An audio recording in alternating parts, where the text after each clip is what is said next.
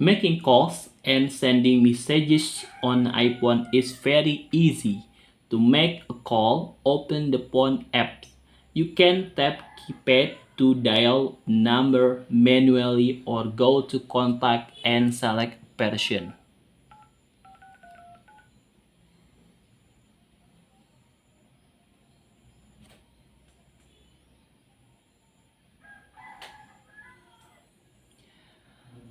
To send a message, open the message app. Tap the compose Tap the compose button in the top right corner. Then choose a contact or type a phone number.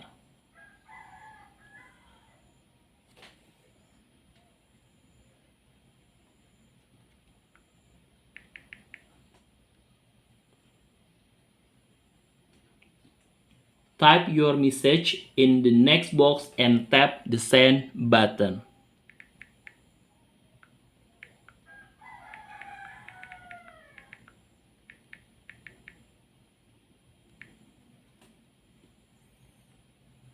Blue message mean iMessage and green message mean regular SMS.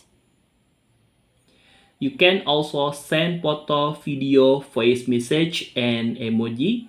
iPhone makes communication simple and fast.